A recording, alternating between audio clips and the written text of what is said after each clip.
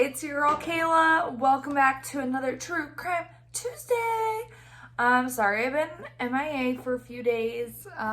Yeah, just, catching up with my mental health. I just needed to take a few days to really kind of relax and take my mind off of things.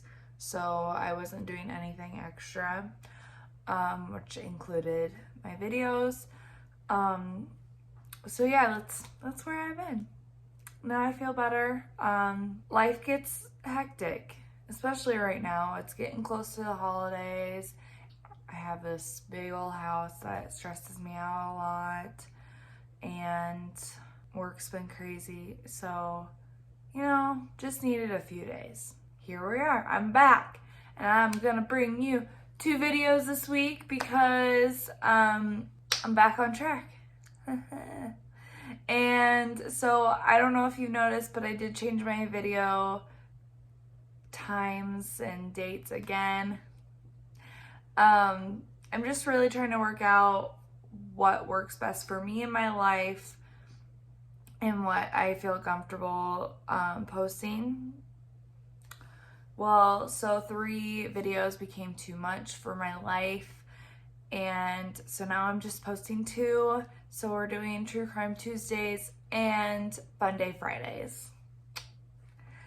Make sure to hit that little bell and subscribe so you don't miss any of my videos when I do post them.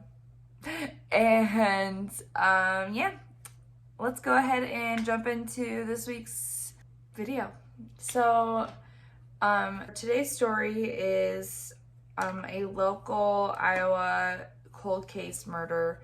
My friend Ashley told me to look at these, and I did, and my golly, I didn't realize how many cold cases were still in Iowa, and how many of these crazy stories are in Iowa.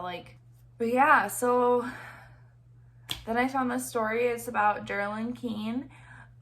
She was only 17 years old when she was found face down on her waterbed, shot down quite a bit. Her husband, who was 21, which is just weird to me, for when you're married and she's 17, you're 21.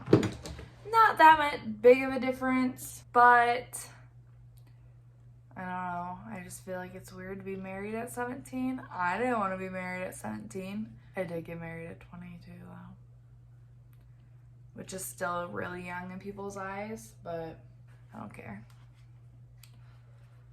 Anyway, so her husband Michael returned from work around 2:45. He had discovered her body face down on the waterbed with a bunch of gunshot wounds. Well, and those gunshot wounds had punctured their waterbed. So, she was shot down in the waterbed. The police say that she was shot 5 times in the face, and then in the back, and then in her side with a .38 caliber handgun. They did say that there was no murder weapon that was found.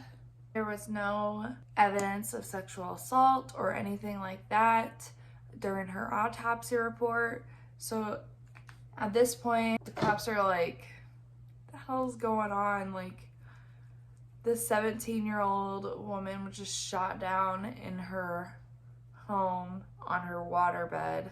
To me, it looks like the husband, but unless he had a really good alibi at work, he didn't snake out early or anything. The autopsy report showed that she died around noon.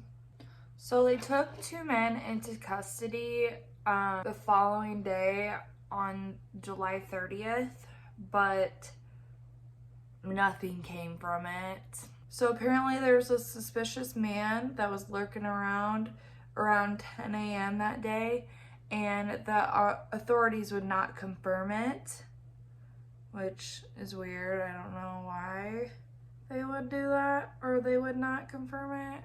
I don't know, maybe they didn't have proof, whatever. All in all, real sad deal.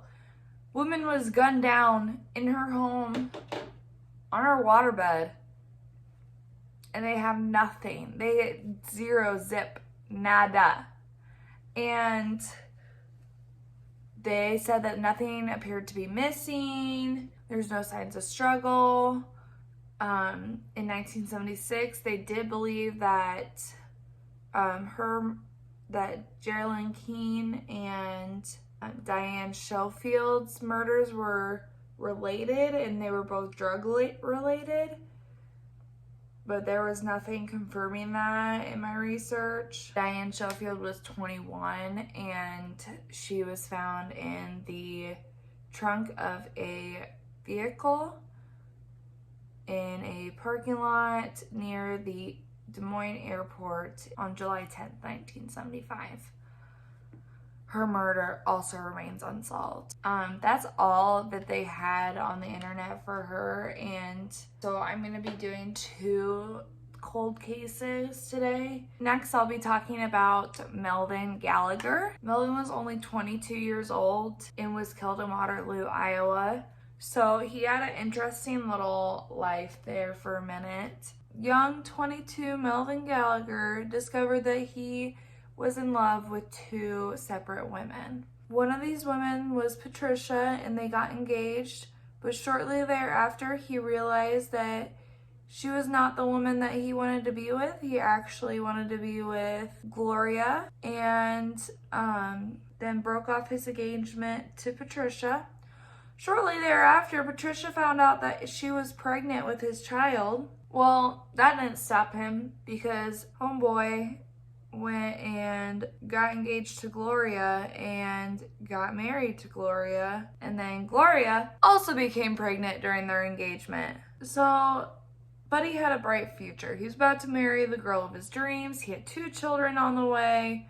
Like, life was good. He was about to become a father and a husband, and homeboy was excited. He had been working at a service station for 6 months. Well, one day at 5:15 a.m., he was killed by a shotgun blast to the head, and he was just getting ready to end his shift and leave. This was 1 week before he was about to get married. So the eerie thing is, when they found him, his left hand was still in his front pocket, like he was just casually talking to a friend. It led investigators to believe that it was somebody that he knew.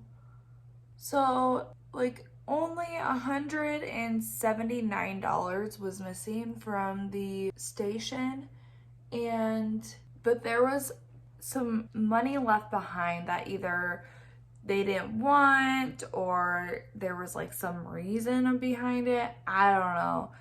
Little weird that they only took some money and not all of it, if it was like a robbery situation.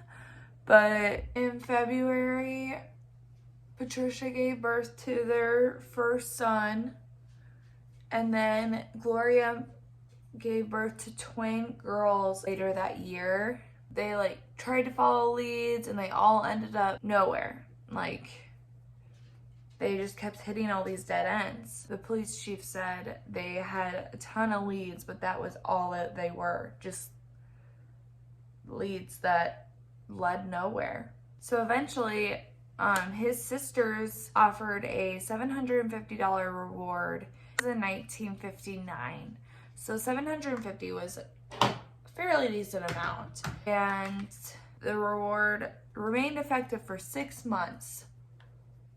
They received no information from this reward, and they knew it was a shot in the dark, but they were hoping that something would come from it. So that's the story of Melvin James Reagan Gallagher.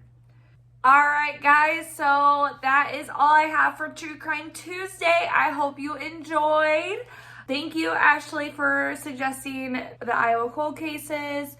And I didn't give a proper shout out to my man Andrew for my last True Crime Tuesday video. He told me about that case, about Lisa Froon and Chris Kramer's and their disappearance in 2014. If you have not seen that video, the link is below. And yeah, so I hope this taught you some Iowa cold cases, because I didn't know about these cold cases. And yeah, again, I hope you enjoyed. And if you are wondering what kind of products I use today, they will all be listed below. And that's all I have for you today. So anyway, thank you guys so much. Don't forget to subscribe, follow me on TikTok and Instagram. And thank you guys. Have a great Tuesday and happy Thanksgiving.